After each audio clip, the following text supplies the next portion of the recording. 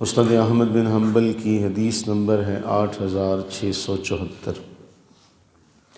حضرت سیدنا ابو ہریرہ رضی اللہ تعالی عنہ بیان کرتے ہیں، رسول اللہ صلی اللہ علیہ وآلہ وسلم نے ارشاد فرمایا، اذا کان یوم صوم احدکم فلا یرفث ولا یفسق ولا یجہل فإن جہل علیہ فلیقل انی امرؤ صائم او کما قال۔ فرمایا تم میں سے کسی شخص کا روزہ ہو تو اس کو روزے میں روزے کے آداب بجا لانا لازم ہے۔ فلا یرفث، وہ کوئی ایسا کام نہ کرے۔ یہ یرفث کا لفظ عربی زبان میں ایک جامع لفظ ہے جو میاں بیوی کے ایک خاص تعلق کی طرف اشارہ کرتا ہے۔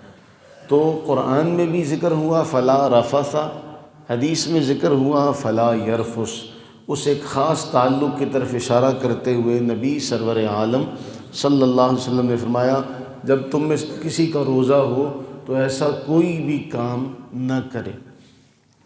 ولا یفسق ولا یجہل، کوئی نافرمانی نہ کرے، کوئی جہالت والا کام، کوئی جھگڑے والا کام نہ کرے۔ اگر کوئی اس سے الجھے تو یہ اس کو یوں کہہ دے، او بھائی انی امرؤ صائم، میں روزے دار ہوں، میں روزے دار ہوں۔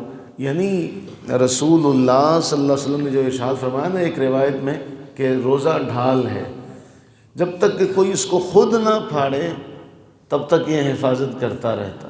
تو جب تک تو کوئی روزے میں ہے تو وہ کسی سے الجھے نہ، لڑائی جھگڑا نہ کرے، کوئی ایسا کام نہ کرے۔ اگر کوئی اس کے اوپر آ جائے کہ اس کو بولنا ہی پڑے تو اس کو یہ بات کہہ کے اپنی جان چھڑائے، میں روزے سے ہوں۔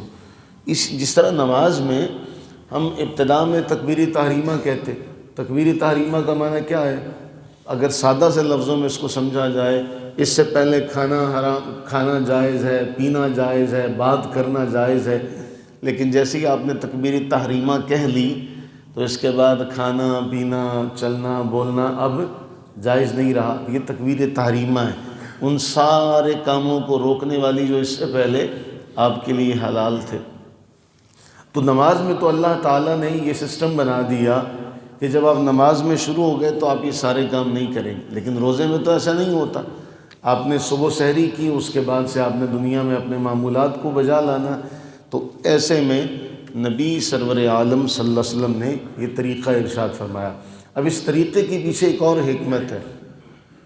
آپ علیہ السلام نے فرمایا ایسے بہت سے روزے دار ہیں جو سوائے بھوک کے کچھ بھی حاصل نہیں کرتے۔ ایسے بہت سے روزے دار ہیں جن کو سوائے بھوک کے کچھ نہیں ملتا، کیونکہ روزہ رکھ لیا، جھوٹ بھی بولے جا رہے ہیں، دھوکہ بھی دیے جا رہے ہیں، چغلی بھی کیے جا رہے ہیں، غیبت بھی کیے جا رہے ہیں، وقت گزاری کے لیے گناہ کے کام بھی کیے جا رہے ہیں۔ تو ایسوں کے بارے رسول اللہ صلی اللہ علیہ وسلم نے فرمایا بہت سے ایسے روزے دار ہیں جو سوائے بھوک کے کچھ بھی حاصل نہیں کرتے۔ تو آگے رمضان آ رہا ہے، اللہ سے یہ دعا فرمائیں کہ اللہ تعالیٰ اس میں ہمیں اپنی بخشش کروانے کا، اللہ تعالیٰ کو راضی کرنے کا ہم سب کو طریقہ اور مقام و مرتبہ عطا فرمائے۔ آمین ثم آمین۔